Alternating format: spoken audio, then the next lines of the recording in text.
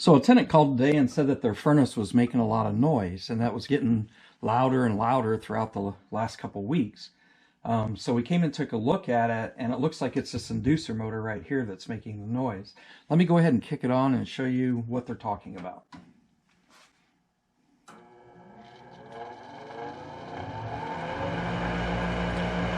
So there's a little bit of vibration noise, and it's fairly quiet at the beginning of the cycle, but as it goes on, it starts to get louder and louder. And as I move this motor, you hear what I'm talking about.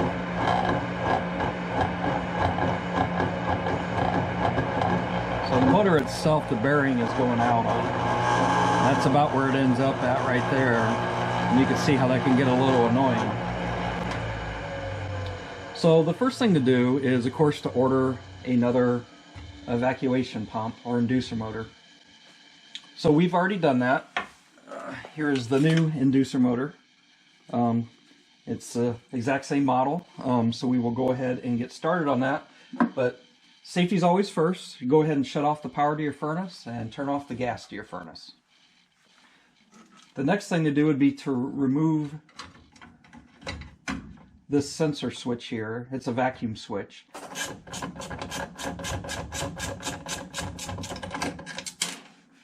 By the way, what I'm using is a 1/4-inch socket set, and pretty much all of these screws on here are 1/4-inch. That's out of the way. And then there's another pressure switch here that senses if the fan is actually blowing. And let's just go ahead and disconnect that. Move that out of the way. Now we're going to need this switch to install into the new pump. Whenever inducer motor, whenever we go ahead and put it in. But let's be careful with it so we don't damage it. The next thing to do is go ahead and disconnect your clamp that connects you to the rest of the furnace and move that out of the way.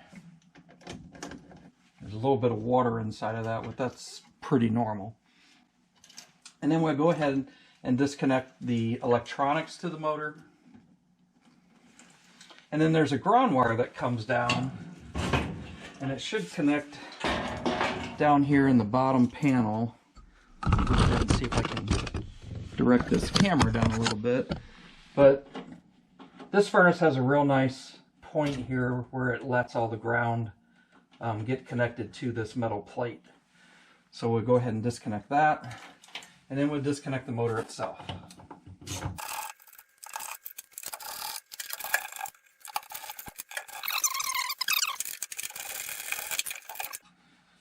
Fairly easy. Okay, go ahead and redirect this camera so it's pointing a little bit better. I'm going to disconnect this tie strap here. We'll put a new one on whenever we get done. And then I'm just going to cut this ground wire going down, just because I don't want to have to unsnake it all the way. I know where the ground wire comes out at. It's much easier to do that than it is to try and fish that all the way through. Okay, go ahead and pull it off. Now, you'll notice here that there's a spot for a gasket, which is still stuck to the side of the furnace. And this unit came with a new gasket, so we're going to peel off this old one and get this cleaned up with a razor blade so that there's a nice clean place to put this.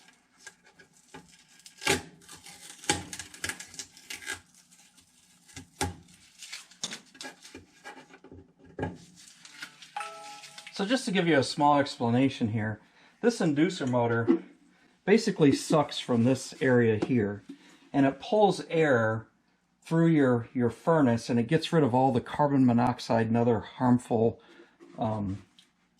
components that are inside of your furnace. Any of the gas fumes or carbon monoxide, it'll shoot those up into this tube here and shoot it out of the house so that it keeps your furnace safe. It also helps circulate the air through your burners in the initial part whenever it first starts up. This fan is the first thing that starts up whenever you turn your furnace on.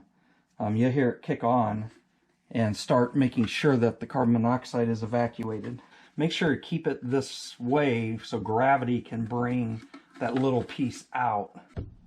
Okay, so we went ahead and installed the new pressure switch onto the new inducer motor.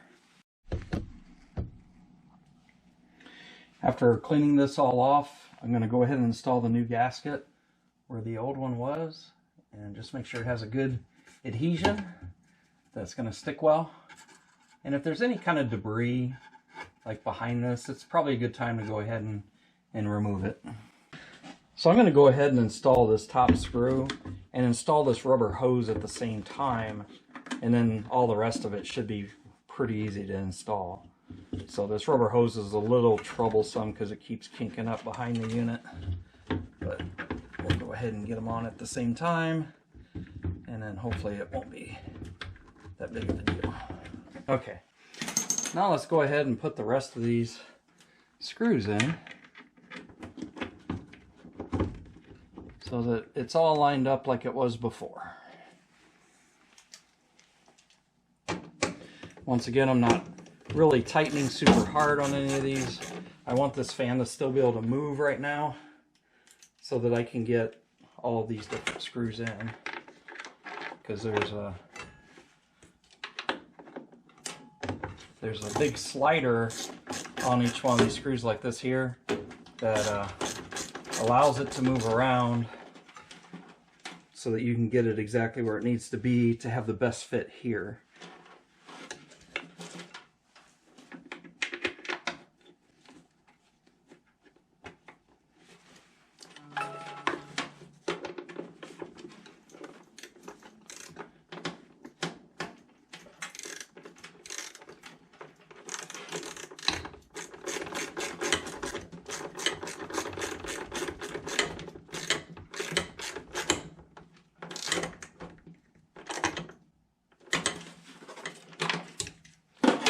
Okay, all the screws are in. I haven't tightened any of them. Going to make sure that this rubber hose comes down on this nice and far. Don't want that to slip. Want to make sure that your C-clamp goes all the way around, that there's plenty of hose underneath so it doesn't leak out, because if you have a leak here, it'll spew all that carbon monoxide on the outside of your furnace. You definitely don't want that. So now that I know that's where it's going to sit, I'm going to go ahead and tighten this clamp. And you don't have to tighten it like super hard, just make sure it's tight. You don't want any of that carbon monoxide getting into your house, because it is the silent killer. Now that that is tight, I will go ahead and tighten down the rest of these screws. Now once again, this is plastic inducer motor going through a thin piece of sheet metal, so you don't want to crank down super hard. You'll probably just strip these bolts out. Okay, so now that we've done that, I'm going to go ahead and snake this ground wire. Let me move you back over this way. I'm going to go ahead and snake this ground wire down through where the other ground wire was. Go ahead and connect the inducer motor itself, and then let's go ahead and hook this pressure switch back up again, and then we should be ready to put these wires on. Guess I'll do that ahead of time.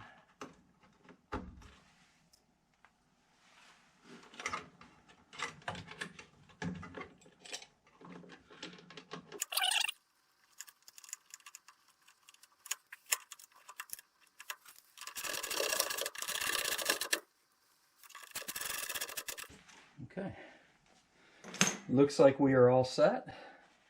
So let's go ahead and turn the gas on, and then go ahead and turn the electricity on. Now it's not going to come on yet because I got to put on this panel. But let's just go ahead and flip it on. Move that out of the way. Put the panel back on. The reason it didn't kick on is there's a safety switch here. Once this panel goes on, the safety switch will get activated, and then the inducer will kick on.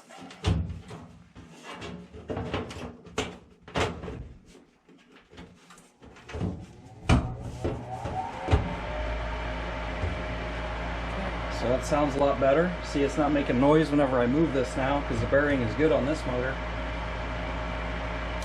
Just doing a final check to make sure everything's all connected. I will get a zip tie and zip tie this back together again. So after this runs for about 20 to 30 seconds, you hear the gas valve open up and start putting gas through the gas valve, and then the igniter will ignite the gas. So you should actually see the igniter on right now. Oh, there goes the flame.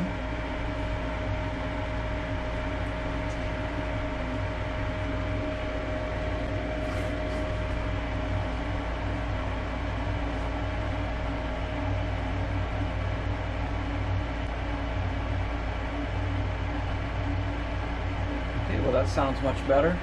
Just go ahead and put your hand around, making sure you don't feel any air leakage anywhere. If you do, then go ahead and tighten up your clamps, or make sure if this rubber tube has any holes in it that you replace it. I think the blower motor is going to kick on any second, and I'd say it's a successful replacement. There goes the blower motor. Okay, I'll go ahead and put the I'm going to go get a tie strap. I'm going to put the panel back on, and we are done.